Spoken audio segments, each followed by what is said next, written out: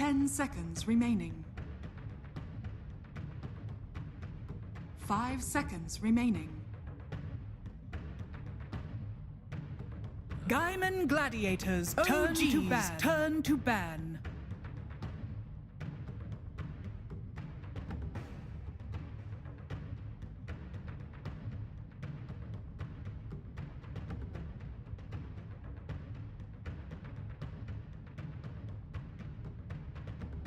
Ten seconds remaining. 5 seconds remaining.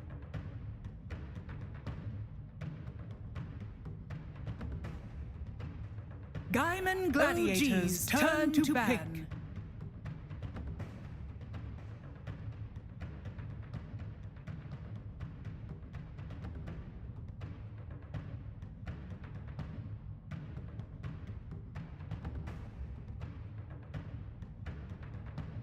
Ten seconds remaining. 5 seconds remaining.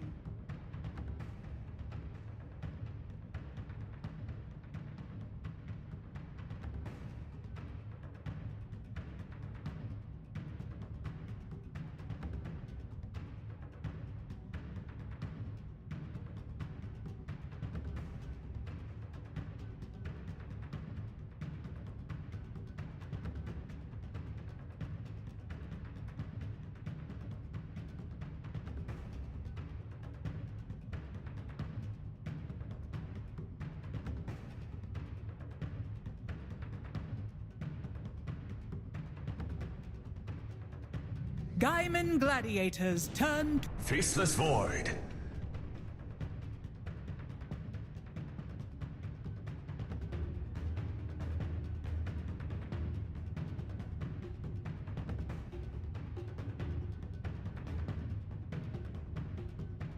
Ten seconds remaining. 5 seconds remaining.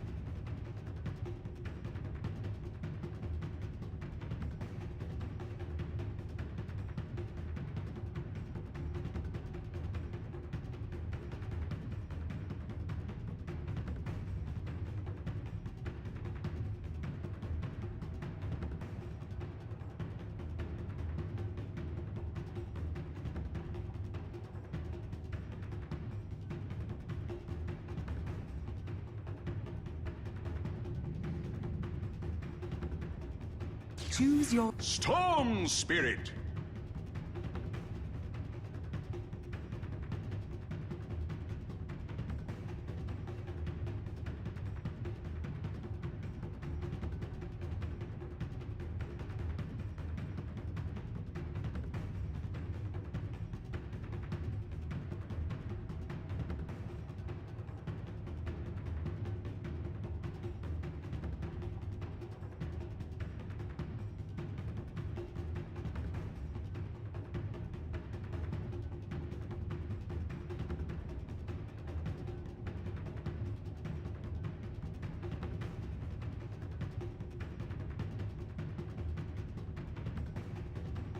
Ten seconds remaining.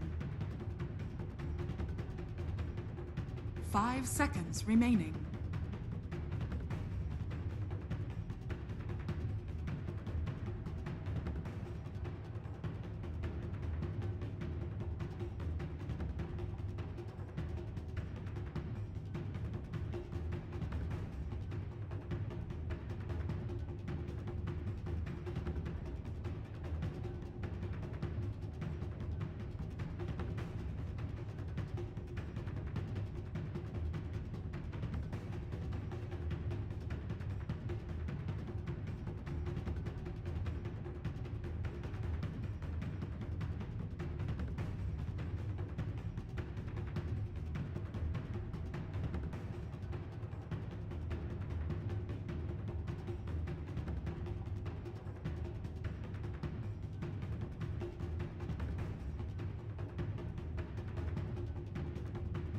Sir Action Slacks, another very, very good interview. Hopefully an Emmy Award-winning interview. Just that specific one will go down in history. I love the confidence. When you can just tell the coach, like, I guess, you just know it's in the bag, you know? Yeah, that's true. I'm so inspired. You know, I think coaches saying, I guess, have a higher win rate than coaches saying we are definitely winning this game, at least at this event.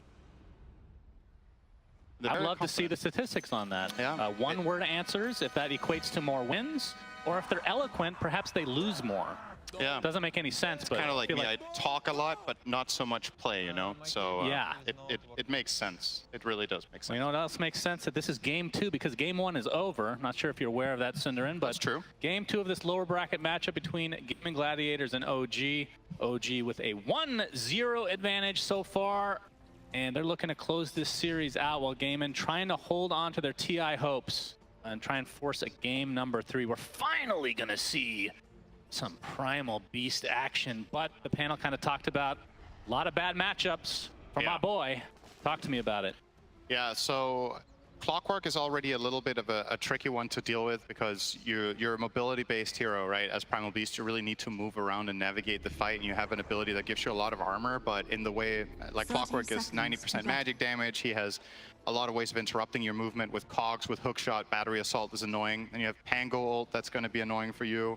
You have Ice Path that you need to navigate around, Viper Strike, and then the final last pick that OG get, which kind of reminds me a little bit of what they did in game number 1. They picked this Faceless Void, so if the Primal is going off lane, he's going to be playing against Void, which is one of Primal's worst lane matchups. You can just time walk away from the trample. And if he's going mid, he's going against Pango, who can just swashbuckle away from the trample. So yeah. they kind of cover their bases here where they see Gaming Gladiators going for a top tier pick, and they just make sure there's nowhere he's going to be truly happy to play.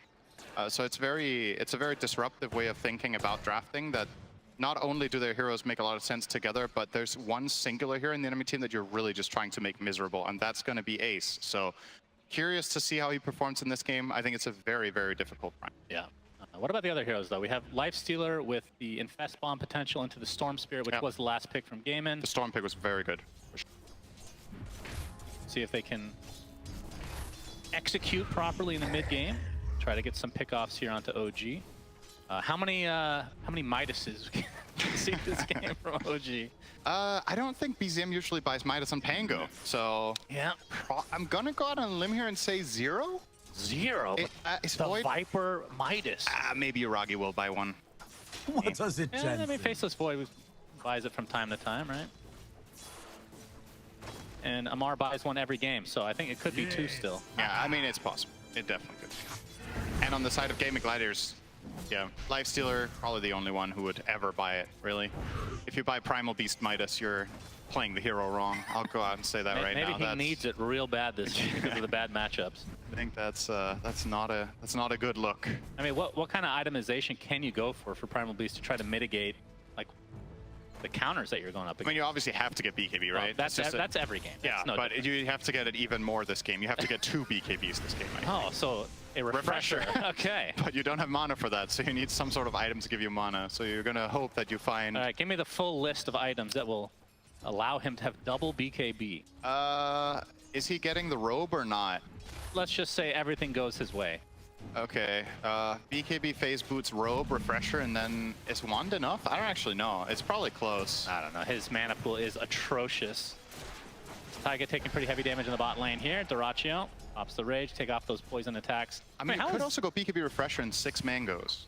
Okay, sure. That sounds a little less than ideal. He has 3 of them already. He's halfway there. So he just needs to not use them. He almost has his first major item, 6 mangoes. Maybe if you could get the mango tree, then it would be possible. Oh. Right, then you don't have to buy Yeah, missed that so much, Misha. Yeah. Onslaught with the trample, lots of damage. I mean, you talked about how Uragi can deal with this, but what about Jakiro? Yeah, Jakiro is not particularly good against Primal in lane, so Misha definitely has to be careful about positioning.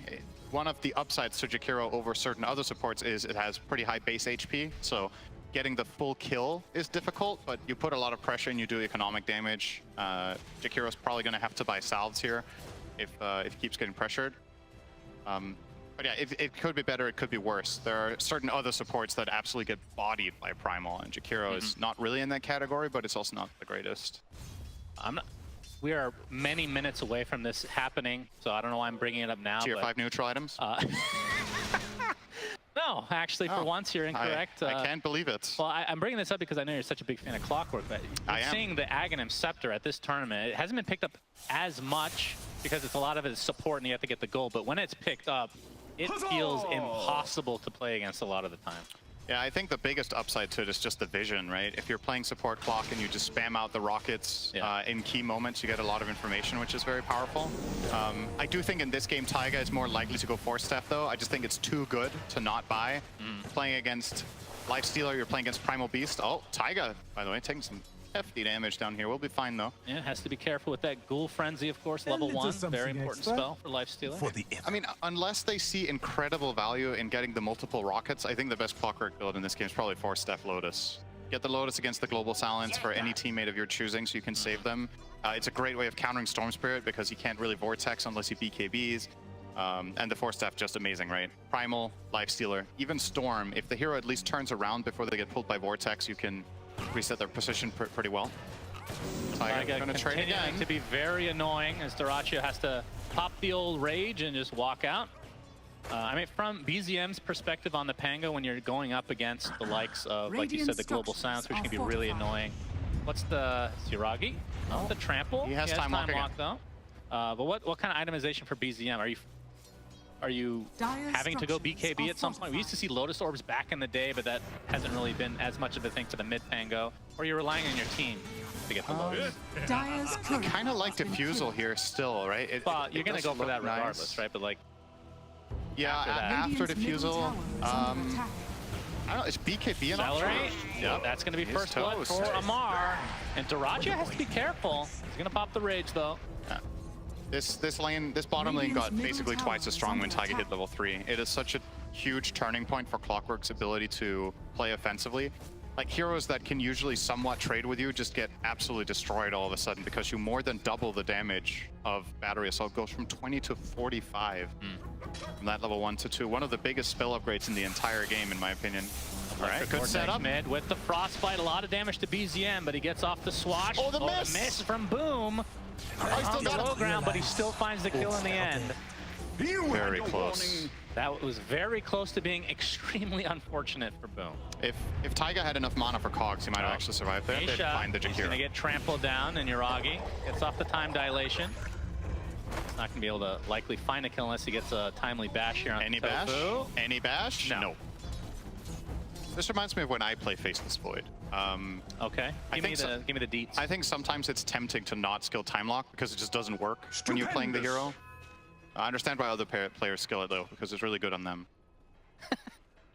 Yeah, so it seems.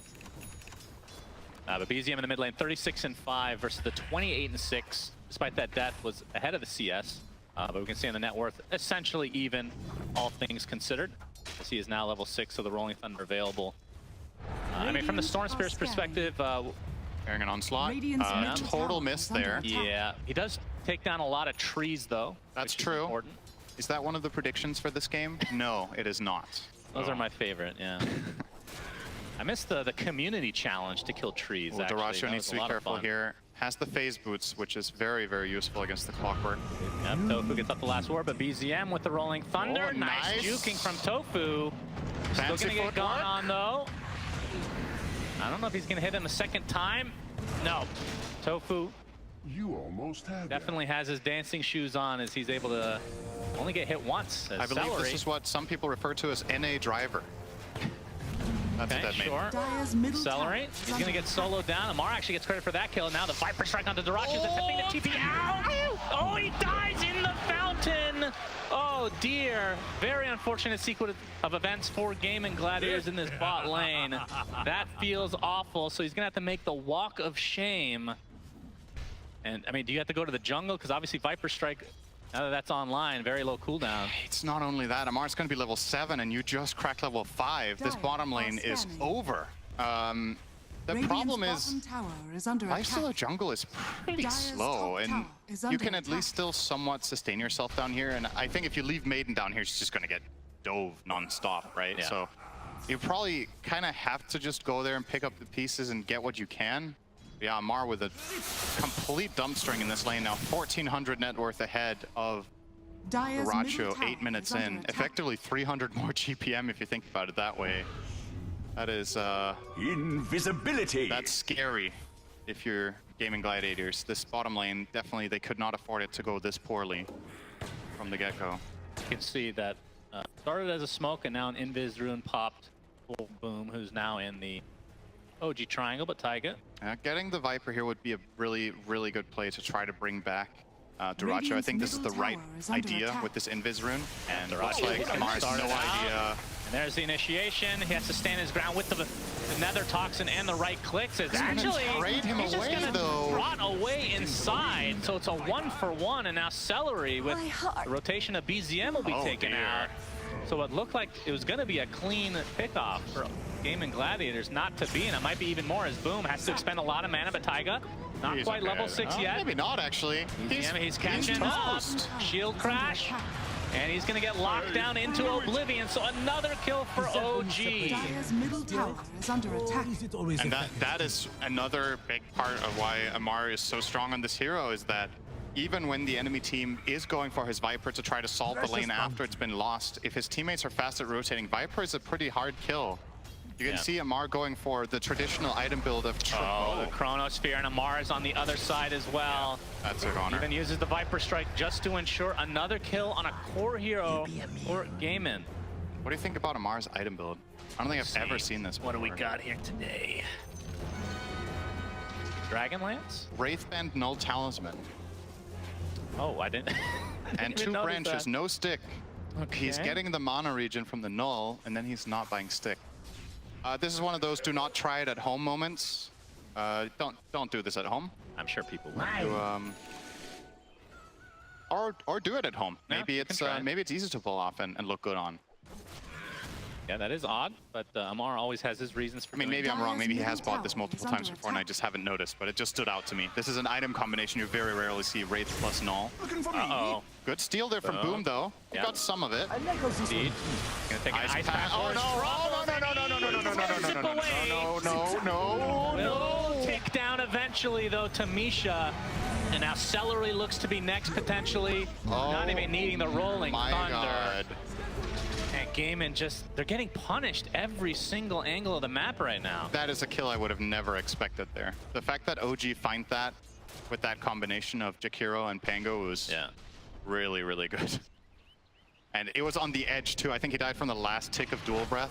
It was the very last second, so also We have close call. Uragi, the global silence, the Infest out, and they do claim themselves the Faceless Void. And it's hard not to look at a scoreline because it's a 3K lead for OG, but Taiga, he's going to be the next to fall, it looks like. Okay. So Gaimin able to get some important kills here to try to get back in this game.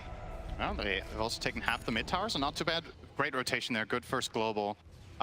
Usually what Faceless Void does so well against Primal, which is also what happened in lane, right, is that you go on him and he just time walks away, but when you do have that global silence and you time it well, you start off the onslaught where Void is like, oh, they're going on me, and then you global him and he can't solve it. Obviously Void will be itemizing against this eventually, but not yet. Dire's top tower is under attack. And it's off. Yes. All right, some laughing, some gibberish a little bit here and there, but worked out. I like Amar's advanced call of kill, kill, kill. Dire's top tower is under Kill. Good attack. strategy there. I do believe that is a winning strategy most of the time. Yeah, Tofu, he's dead. Regeneration. Kill, kill, kill. That's definitely a throwback to Eternal Envy days, right? Let's repeat the same word. He and would still be eventually- saying kill now. It's just like an endless loop, Dire's top recursive tower loop is if under you're a attack. programmer. Why So- has no one has anyone ever made an Eternal Envy remix? Like, I'm sure it have that as exists, like of a, course. it'd be a pretty, I was gonna say a pretty good beat, but Dire's maybe top not. But it would be a tower beat. is under attack. I've actually seen one. Have? Yeah, you can just Google it later. Yeah, But OG with I a will 2K definitely lead do now. that. Radiant's Ace. bottom tower is under attack. Company the driver's seat right now. I mean, what does Gaimin need to do? The Infest Bomb was great, but obviously the Global Silence was needed for that kill. Very long cooldown.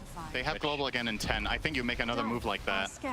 So just do everything off Global cooldown. Not everything, but you need to use Global. So whenever you have it, you should make a move, and when you don't have it, you maybe need to be a little bit more creative with the plays that you make, but when Global is up, there's just no excuse for not finding a big pick, and it's going to happen right now. They're going to spawn him. He swashbuckles to the creeps, which actually gives him a little bit of extra space. But there, he's going to get silenced and eventually brought down. Cost boom. Yes, it did, but he dodges the hook shot. He's going to be spotted, but I don't think they can close the gap in time. The Ice Path just barely not in time. And that is why Taiga's nickname is What Can You Do? Sometimes you just miss. Dyrachyo focusing on the tier 1 tower will have to rage away as the rest of OGF come in. They've brought this back for sure. That's, I mean, that was a very fortunate swash, to be honest. Like, that play got so much harder than it had any business doing because the perfect timing of the swashbuckle as Storm was jumping, and he had no way of knowing that. So just pretty fortunate there. But also, again, Boom at least getting away from that is really great news for him. He's closing in on the Witchblade. Maybe he can solo Void with that, plus Global, I think, because Void has treads Midas, right? There's like Groggy is very far away from any defensive item that's going to solve the Global. He's probably going to go Manta after the Maelstrom, I would imagine, or BKB, one or the other. But until that point, I think Storm has his number. And they could even kill him with an Infest Bomb, I think, without Global, as long as they have that Witchblade. Enough. Taiga is going to find Celery. Indeed, inside the cogs. Ace is here to watch for the time being, but Dyrachyo pops the rage, and now the focus is on Taiga. Gets off the hook shot, and look at that range from Amar. They end up getting the support kill in the end as BZM gets off. Oh, doesn't want to go for the Rolling Thunder quite, but the Electric Vortex comes in. But you have to be careful to that Storm Spirit. The Infest into Ace with the trample. Not enough to finish off Taiga in the end as the Uproar procs. The cogs being used as a wall to be able to maneuver with this Rolling Thunder. And that's going to be the death of Ace, and now the Chronosphere on his teammates. But the more important Chrono, the Lifestealer, and Dyrachyo will fall as a result. Not the prettiest of plays, but OG still get it done. I don't really know if OG could have done much more there. What I'm wondering is if there was a way for Ace to set that up better on the Primal. If they could have been quicker about it and gone on top of the Pango and then get the Pulverize off, but as we talked about pre-game, it is a hard Primal game. You really need to hedge your bets about how you go. We're going to see the replay here. So this is obviously one of the best matchups for Clockwork against the support. Crystal Maiden, super slow, can't really break your cogs very easily once she's in there. You kill her off. Now the Viper Strike going to go into Dyrachyo, forcing the Infest here. And this is where... So when this Storm Jump comes in, if Ace uses his spell combo onto the Pango, I think they actually could potentially kill him there. I hear the onslaught, and that's a lot of damage. Taiga is dead. That'll do. Closing in on BKB now, Ace. We'll give him some more freedom, but it's not a guaranteed connection. You still, when you're pulverizing, you get countered by the Chrono, and you can get countered by hook shots. So it's not one of those Primal games where it's just like, all right, BKB unlocked, I'm going to start crushing fools left and right. It's not that straightforward. Is that a voice line? I'm crushing fools? Is it? I don't think he speaks any actual words, just roars. Yeah, maybe one of them means that, though. That's true. We don't have a translator on hand quite yet. I do believe he speaks the same language as Slacks. Man, we are on the same page. We are on the same page. We finish each other's horses. As Yuragi. No, we don't. Just move on. That was a good joke, Ace. Yeah. Inside the cogs, which gets broken right away by Taiga. He is dead again. Yep. So they're able to find him pretty consistently, which, like you said, is a pretty important hero to take out before any of these engagements, because it does disrupt a lot of what Ace wants to do. Oh, that's a long jump. Zip in BZM. Gonna be found, but the swashbuckle out. Ice Path does connect onto Boom, but I'm not sure who wants to fight here. Both sides kind of happy to walk away, it looks like. I think OG are a little bit timid. They don't have their Clockwork, and Global Sounds is up, so that is a pretty difficult fight to take. And they also have the read that there's obviously Gaming Gladiator's vision there, because Pango got jumped in Fog. So I really like the call to not force that as Dire. I think the risk reward was just not good enough for you. So they're gonna chill.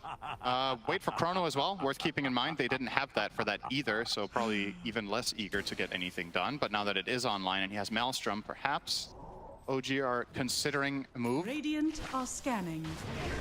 Airing out the Infest bomb ready to come, but the action's going to start onto Celery, who's just dead right off the bat. The Global Silence comes, though. Rolling Thunder already activated. As Dyrachyo able to claim himself the first kill. They're going to find another on top as Amar falls.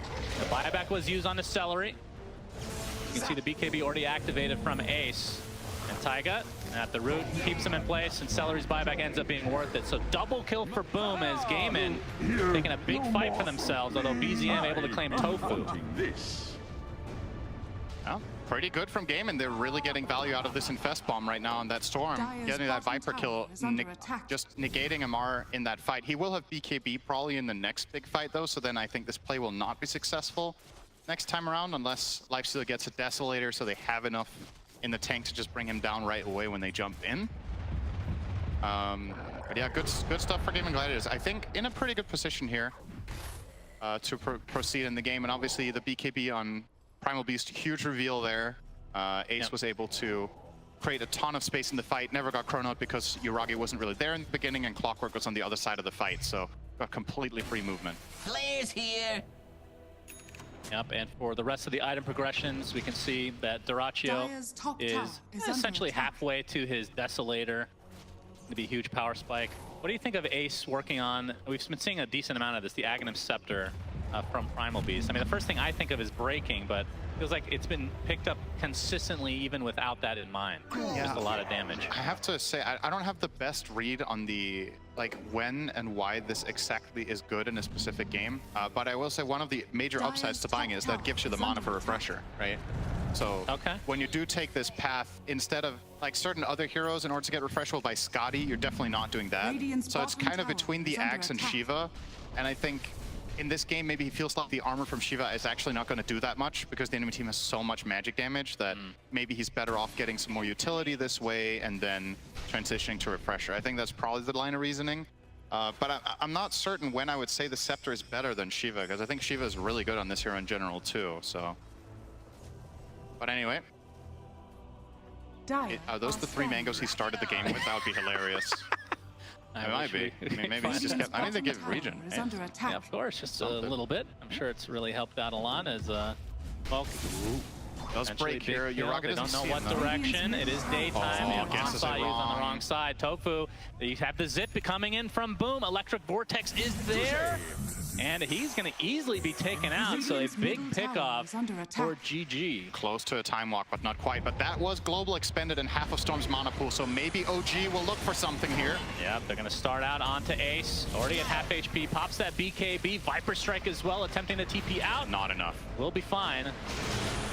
But Celery, not so much. Again, the sacrifice, I think Gaimin is A-okay with that.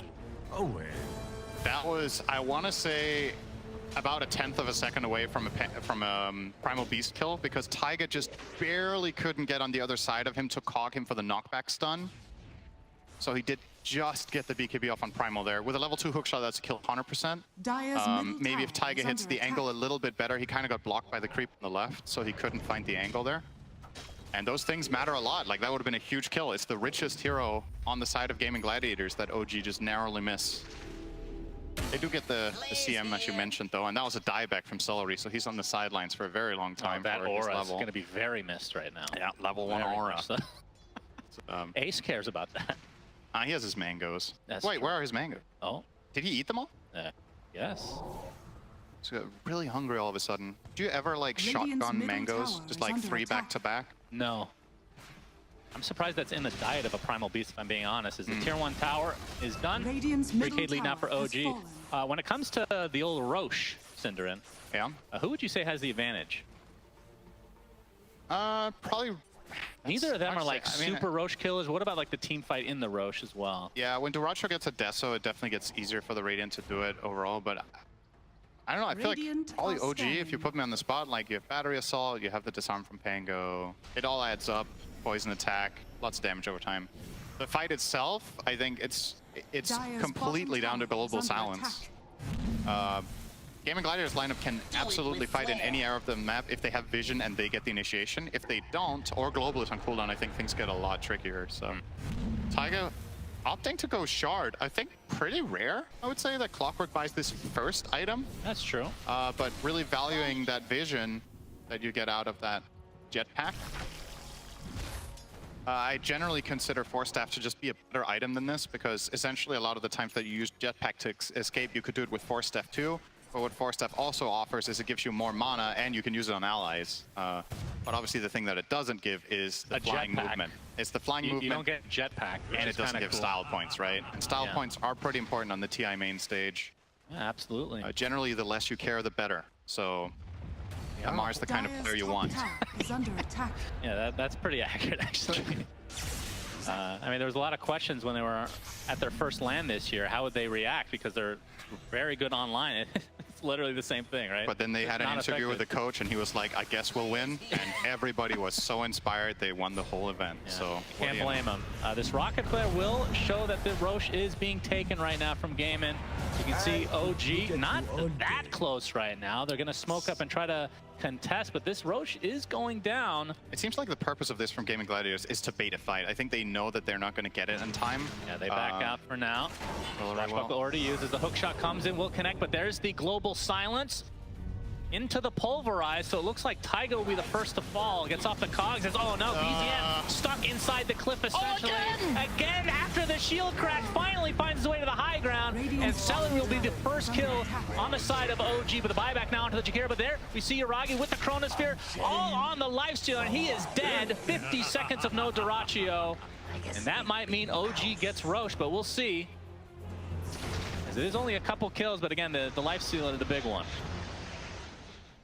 The fact that OG come out of that after the with worst that Rolling result, Thunder.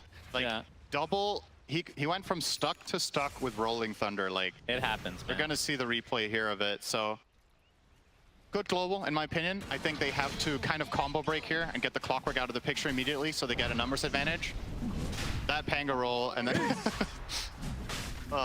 this hero has some of the funniest moments in the game, but they were still okay. It is painful at times. Yeah, Roche, very low. It is low, but the hook shot onto Ace, and it looks like Yuragi is going to get the Aegis, no problem. Ace now cannot get out of the cogs easily, and as a result, OG pick him off. And now they're going to continue on. Boom. Pretty low on mana, but BZM pretty low on HP. So they reset, being happy taking that first Roshan for themselves. Now they're sporting that 4K lead. And the global silences, I mean, they've been consistently getting kills, but in like a Roche fight, like that was essentially, they popped it, they killed the support, and the support just popped back pretty much. Yep. They don't stay dead very long in these. And if you're just getting a support out of the global silence, maybe not. This has been one of the biggest downsides of the hero for a long time, right? Is that when you play it as support, global is such a huge part of what your hero offers that if you don't get a big payoff, it's not the greatest. So I think, I mean, given the circumstances there, if he doesn't global, I think that hook shot just leads to a really problematic fight for Gaming Gladiators. So he probably feels forced to use it, but it's like, I think that was a good global, but it was just because he had to. He doesn't want to use it like that. So you want to, in this game, you want a global to kill Faceless. You want a global to kill Pango when you get that jump off, but you kind of have to kill them in the Storm stun, because Pango has the Yules into Blink, and Void has the BKB. I should mention, Tofu does have 4 staff, and Celery's working on 1 for himself now as well. Yep. So just having these options for the cogs, you need important. that. Best. Celery. But here comes the initiation from Boom. Look at the burst damage. Global Silence is there for the Yuragi. Pops the BKB and the Chronosphere. Trying to focus down Celery to start things out. They'll get him relatively easily. And now Duraccio gets destroyed. Misha gets credit for that, and Boom able to zip away. And Taiga, no hook shot here. So Boom is fine, but the initiation from Gaimin looked good initially. Not able to find themselves a kill, though. And that was still either way on an Aegis holding Yuragi. Yeah, they didn't have Ace as a part of the play either, right? So they were lacking that bit of damage and teamfight control that Primal Beast offers. But sometimes it is like this, that Primal Beast either, I'm not sure if that exact moment, if he was pushing out bottom, because if you're all 5 heroes missing all the time, your plays get really telegraphed. Sometimes you have to show a core to give the enemy team the chance of getting out of position or feeling safe when they're not. So it's understandable that Ace is maybe showing here bottom, but it's just a tricky situation when their lanes are this pushed in bottom and mid. Like you gotta take care of that when you're making the play as well. It's hard. And OG's counterplay just again showing proving to be too strong. Radiant's Yeah, Miragi, he might use the Aegis here. Nope, time Not walks, he's even. fine. And now a lot of mana missing from Boom. is under attack. ZM. Are they actually On that Rolling chase Thunder, here? Celery, he's going to be spotted and easily brought down from OG as Ace gets Force Staff action. Now the zip in from, this is going to be an Infest Bomb. They're going to try to focus down Uraga. They get him. That's life number 1, but the Storm is already dead. You can see the Uproar Aghanim Scepter from Ace doing massive damage as he secures himself a double kill, but now all onto Dyrachyo, gets bashed up, gets brought down, and it looks like Ace is next on the list. Pops the Uproar one more time. Oh, he actually gets a nice pulverize. Triple kill for him. And ultra kill, and then eventually brought down to Uragi's hand. How the hell did he get an ultra out of that? Man, I love that Aghanim Scepter. I have to say, it's kind of winning me over right now, that X. I mean, in Aghanim's Labyrinth, that's the hardest parts. And that was a pretty strong fight. He did more damage than his entire team combined in that fight. Absolutely. But that, I mean, that is okay. an issue, right? Because you're losing the lifesteal and the Storm pretty early in these fights. You see the replay here. Yeah, so Maiden dead straight off the bat. And that's a very nice use there from Misha of the Psychic Headband to push the Primal Beast away a little bit and buy some This'll time. come in handy. This connection is super good though. Really isolating, killing Viper. I think he had 1 second cooldown on BKB there, by the way, Amar. So could have been a very, very different outcome if that had happened 3 seconds later. Oh, the Uproar is going to feel real good. Oh, yeah. Into the pulverize as hookshot into live. Taiga. No, BZM is here to try to help. It's disarmed there. Yeah, Gaiman just disengaging a bit as, okay. Celery with the freezing field just wants to hit the R button this game. Understandable. Pretty hard game to get that off, honestly. If he doesn't use it, I think Taiga was actually trying to bait. He still had stick and mech ready. Wasn't expecting the freezing field damage to pop off there, I think. Wanted the Storm to have to zip to finish the kill, and then maybe they could have made a counterplay. Not worried about it. What do you think of open wounds being picked up? Like an actual perk. Oh, yeah, a lot of times lifesteal, you get it off of Roche. I mean, against high HP targets, it's extremely good because it's percentage based for each proc, but they don't... I mean, the strength here they have is clockwork, so a little bit odd. I guess it helps him stay on top of targets and Dyer's extra bottom life steal. tower he becomes is a under little bit attack. less less dependent on Storm Spirit constantly. I think for the most part in these team fights, Dyrachyo has been kited really hard. We've talked about all the counters to Primal Beast. They're counters to Lifestealer for similar reason, right? Radiant's Viper middle Strike, tower is under Cogs, attack. Hookshot. Are scanning. If you have this shard, maybe you can stay on top of a target or at least reconnect on them later in the fight. It's a relatively small price to pay for the opportunity that it could offer you, right? Dyer's bottom tower is under attack. But yeah, obviously you would rather get it from Roche, but that has not been happening for Game in this game. Yeah. Hiragi. No, hook shot. Taiga finds Celery again.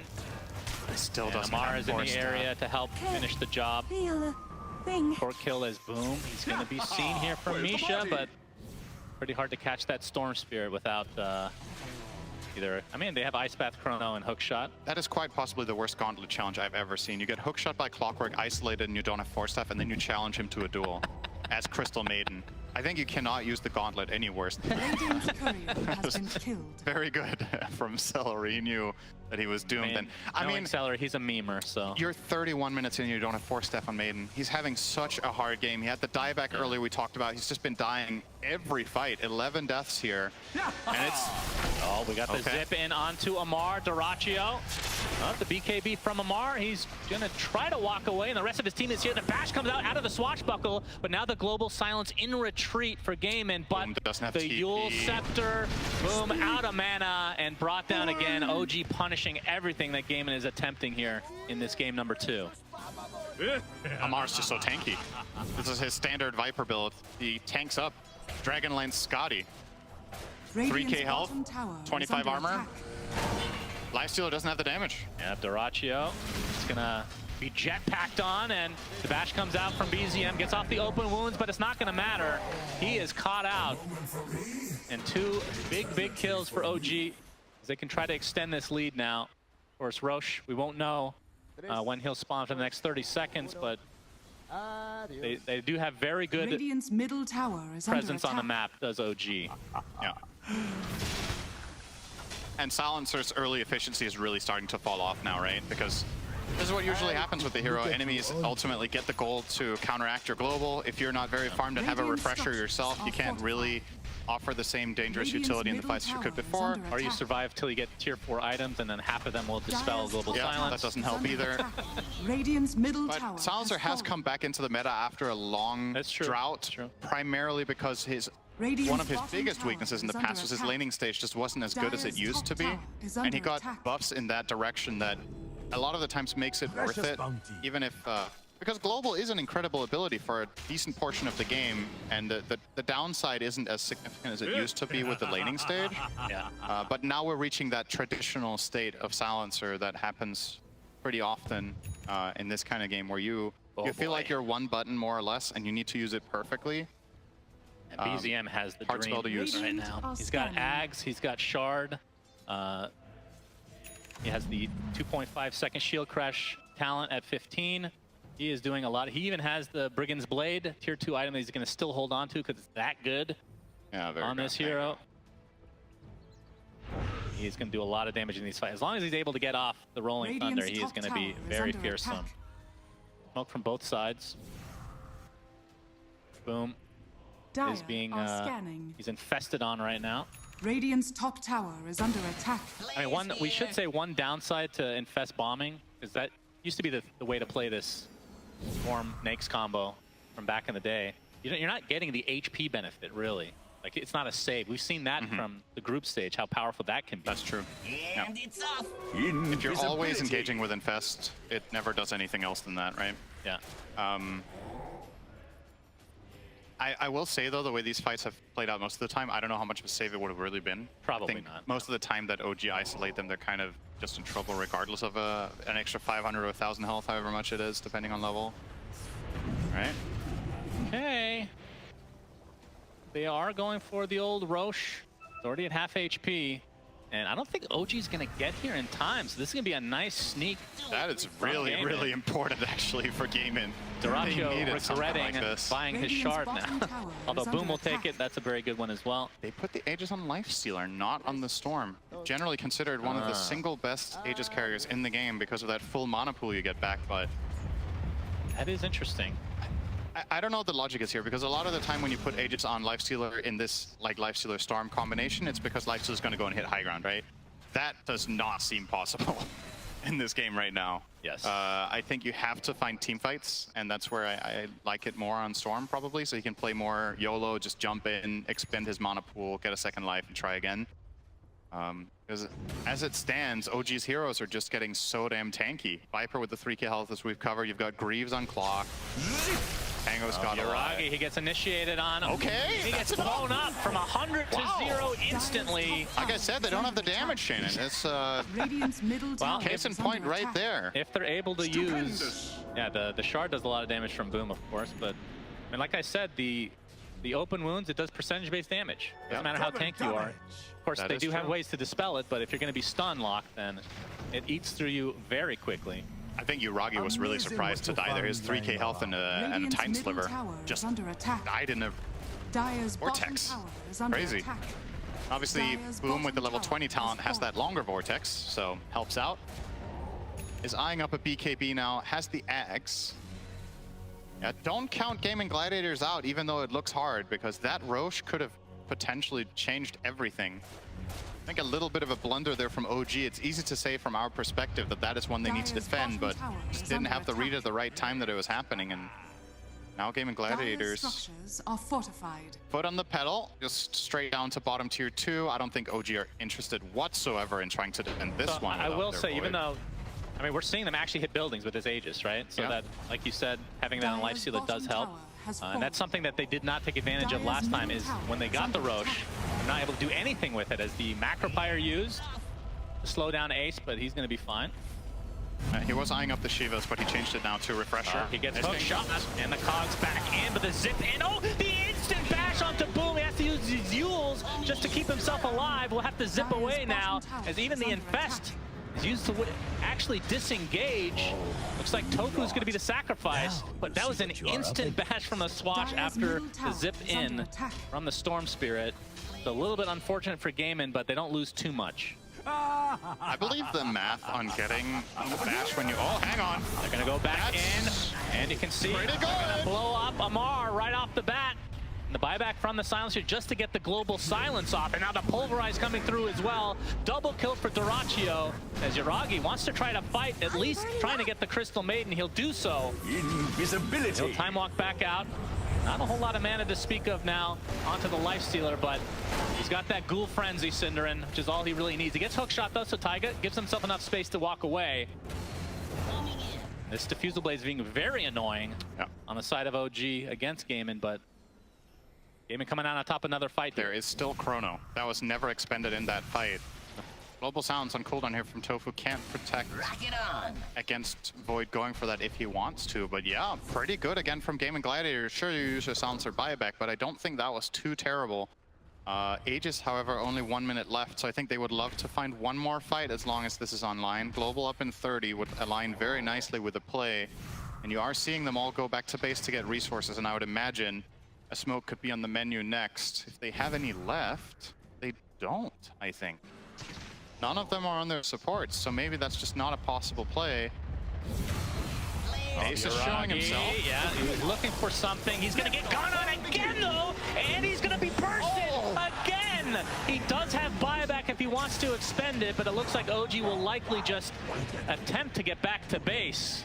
So Gaimin, again, with the Aegis has made such a big difference in these fights that they feel very confident to go in.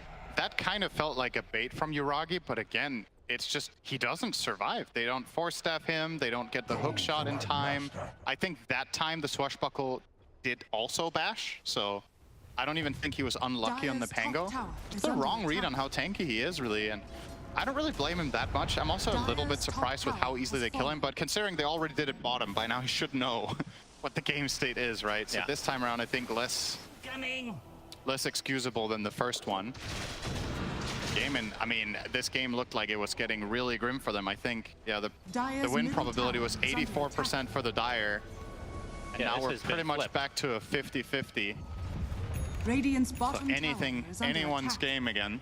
Dire's middle tower is under attack. Shot Dyrachyo, no more with the Aegis. He's gonna get pushed back, but he gets the infest off in a creep, healing up a little bit, trying to get his HP back via right-clicking, but it's not going to happen. But the reinforcements have arrived as Boom able to get one. But Taiga buys back into the game. Ace pops the BKB, now focusing on Amar with that trample, doing quite a bit of damage. Now we'll have to just TP out, but he gets back. Whoa! Oh, it's on cooldown. It was on cooldown, I think, from Shield crash. The bash was on cooldown? Yeah, I think he got a bash from shield crashing on the left. Okay. So I think his basher was on cooldown for that one.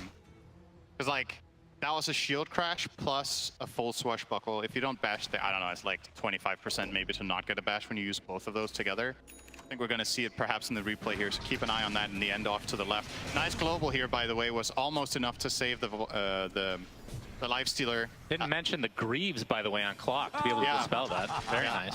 Exactly, but the global just made him take a little bit of time to make that play, and that was enough to not get the full cogs combo off. But we're gonna see here, I think this is where he already crashed off to the left, right? It was on cooldown down there, so. Yeah, it happened, yeah.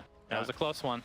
Dyrachyo not too happy with that death, though. It seems like both carries are a little bit too far forward.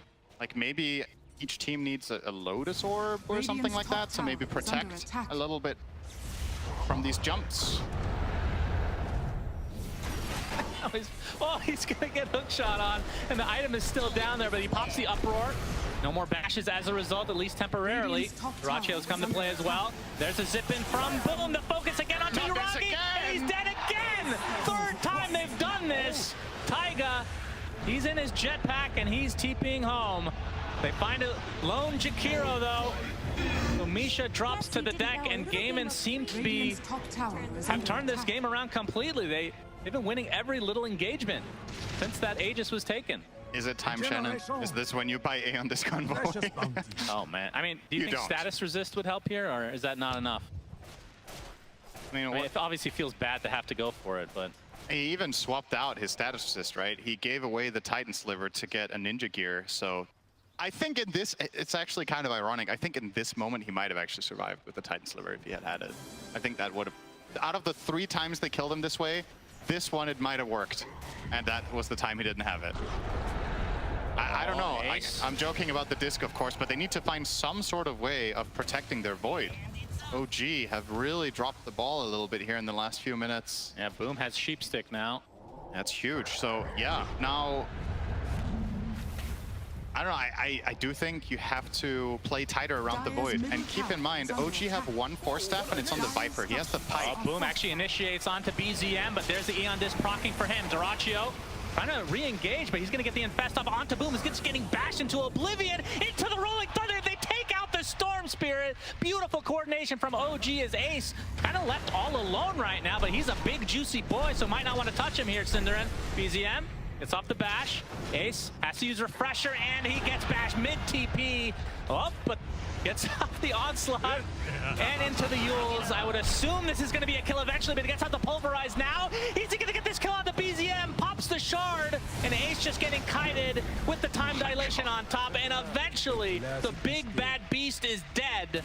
That is terrifying, though. The fact that he almost turns that into a kill is kind of ridiculous. Again, the damage recap for the... How many fights does Ace have to do more damage than his teammates combined? Man, I'm sold on the Ags, by the way. It's really good. I'm very impressed, too, I have to say. It's doing more than I was expecting. But the result of this fight means that third Roche with Aghanim Scepter on OG. Yuragi's going to take the Ags, so now he will bash via the Time Walk. Yep. Of course, that won't help him survive. It will be a very reliable way for him of stopping the Primal Beast from doing his thing, though. And now they're attempting to go high ground. No Storm for 15 seconds. You can see Ace does have buyback, despite being dead for 50 right now. Hook shot, and Tofu, he is donezo. No buyback on him. Yeah, 90 seconds of no silencer. That is big. Now they're focusing down onto Celery. He does have buyback himself, but Amar and company really want to go deep. The Chronosphere completely whipped other than Amar, and that is going to likely be the death of him. We'll see if he gets the tips or not, but either way, technically speaking, Gaimin does defend, and now the zip from Boom, finding the Jakiro. Double kill for him now. So they defend, and they got, no, the Aegis is still there, and it's still 4 minutes on the Aegis. And full buybacks here for OG as well, but that did require 2 buybacks on Gaimin, so it was costly, Syndra. And a helpful Chrono. Yeah. That's unfortunate. I mean, you can totally understand why he's going for that Chrono. If it lands, we're going to have the replay here. So I really like this engage first off from Taiga. There's a 1 minute cooldown and Silencer's buyback. I think OG have track of this here, so they know it's a high impact kill. They find the Maiden here. And if this Chrono connects on the Storm there, they kill them both. We're talking 0.3 seconds, so it's like easy to be like, well, what are you doing, Yuragi? But they got a double buyback from OG as they've lost their mid-set of racks. And that means Gaimin resetting. You can see Amar not too happy with being chronoed by his teammate. Understandable. As Ace is infested on, you can see Gaimin. If they can get the nice little cheeky kill on the BZM, that'll be a dieback. Okay. Zip. Okay, that's the Aghanim Scepter Electric Vortex onto the both supports, and they're both dead just like that. And now pulverized, but the Eon Disc procs is BZM trying to find some distance. Dyrachyo and company trying to focus down Yuragi again. There's the onside. There's the first death. Do they have more stuns? We'll see. Spawns back in. Frostbite is dispelled instantly. Celery getting it. Okay. Boom goes in with another big stun. The Yule's keeping BZM alive, but this might be the death of him. Gets off the shard, and the swashbuckle. He's alive, but there's the onside again. Are you serious? BZM still lives. That would have been an enormous kill, just based on not having buyback anymore. Oh my God! I can't believe OG dodging a bullet. That. My goodness. Such a great initiation from Gaming Gladiators, all set up by that offensive observer ward that they had in the base, seeing both supports. Radiant's bottom tower, and they get a great jump with the AoE Vortex into follow-up Primal Beast Onslaught. But still, in the end, I don't know if the backtrack gods were helping out the Void there as well to delay this maybe a little bit further. But look at that beautiful engage there. Easy double kill there. Tower has fallen. And now, keep in mind, Ace, we haven't, I don't know if you mentioned this, he has the Pulverized talent. Did you mention that? The 25 talent? So the Primal Beast has 2 amazing choices to make. at 25, you either double the duration of Pulverize, or you make it Pierce BKB. GM gonna use his shard, but they're gonna try to focus down Amar. The open wounds is ripping him a new one, but there's the Chronosphere. Oh, he gets popped outside. Boom will live. Unbelievable.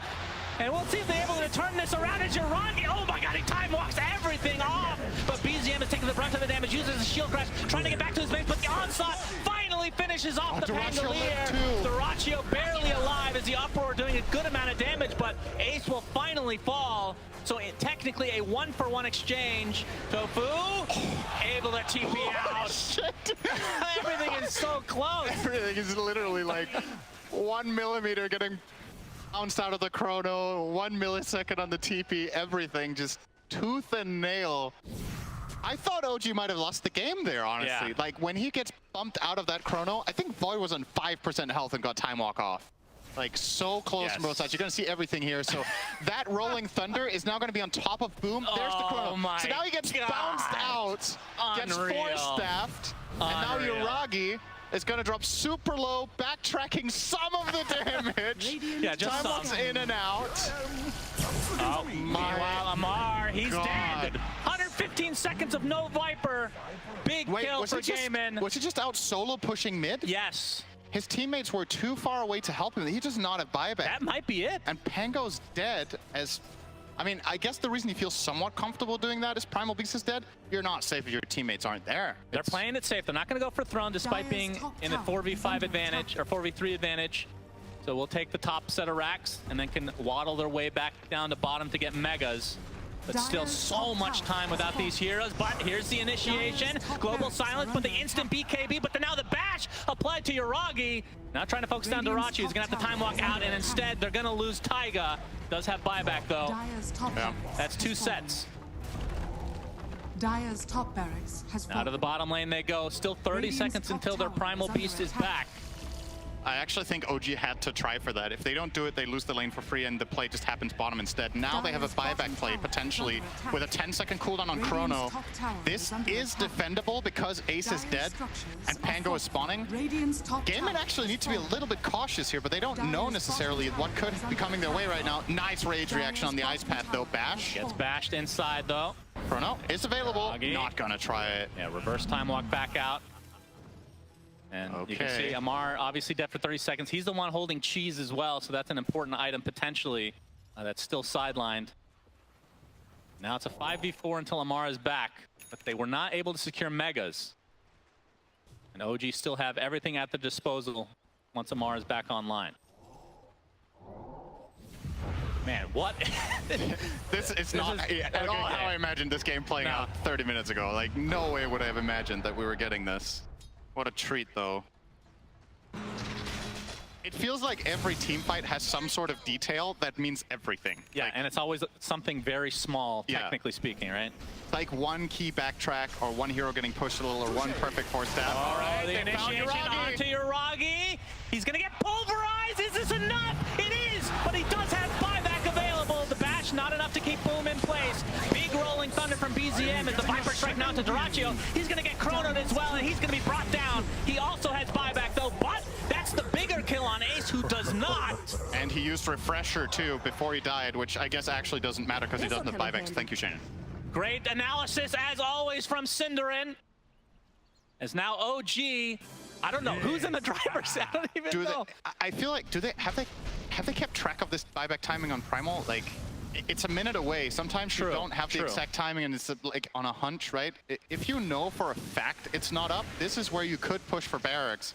And again, they do kill Uragi, but this time in his own base with the buyback. Pulverizes are absurd. Yeah. Imagine if Ace gets level 30. Yeah, so he has the other talent too, because that is just absolutely dirty. 100% pulverized duration that pierces magic immunity makes it effectively a 6-second single target stun. Yeah, that does AoE damage. Not too bad. And it lines up perfectly with your BKB duration, right? You pop BKB blink in, 6-seconder into a 6-second pulverize. Couldn't be better. Wind Waker. OG are not going to capitalize on this at all. Yeah, they can't. But they will have their eyes on potentially Roche, which we know it's going to be a while. The potential spawn time is already up, so it could spawn at any second, and neither team is scouting it right now. Obviously, OG will buy a Raucous there. as soon as Taiga is up. Don't know yet. And I do think the crucial thing there is, sure, OG defend their base, and it is a pretty good teamfight win, but I think Void's buyback is worth more than 5k net worth.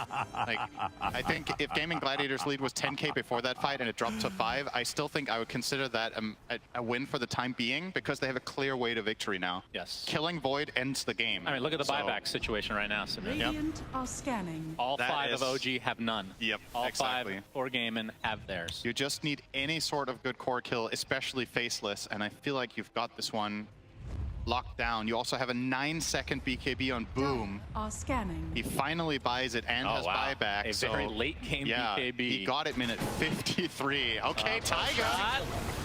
Is that going to be the kill on the support? But there's a global silence. Boom comes in with a beautiful electric vortex onto 2. The support is already dead, and Amar extremely low on top. But he pops the cheese. Now it's taking the right clicks from Dyrachyo. But there's the Chronosphere with the macro pyre on top. Is it enough to take out Dyrachyo? It's going to be close. He gets silent, so cannot rage, cannot use open wounds. But he dies and buys back. 3 dead for OG. No buybacks available, and that might do it. Gaimin will have a free path to this next Roche. Yeah, they're going to And a get free Misha path too. potentially for the game. Misha doesn't have buyback either. There's going to be Indeed. 4 dead on the sidelines. Misha is done. If they've kept track of the buybacks, they don't do this. So Gaming Gladiators don't actually know the game state here. This is 100% over if they just push. It's There's always very... absolutely no way Void could defend this. Maybe they're just going for stats. They need Roche kills, Cinderin, to get their quest completed. Roshan has fallen to Maybe the that's a ring. bonus that Gaimin Gladiators, the org, will give them. The more Roche kills. We promised you would bring you the AK. Oh, we get to see Life Stealer acting in center. Hiragi, he's gonna get punished. The sheep stick is there. Please use Infest on top of him. For the love of God, no, we won't. But it's a full team wipe, and GG is called as GG. Gaming Gladiators extend it to game number 3. What a game. I was not expecting them to come back, but No. that was it the second Roche? That, or was it the one first? they snuck. The one they snuck. Yeah, they were basically won in the 10k game. behind. What an insane comeback this was, honestly. Like, that's got to be such a huge morale boost too. You know that you were losing that game, and you Yeah. still clawed your way back into it. You made the right moves. I think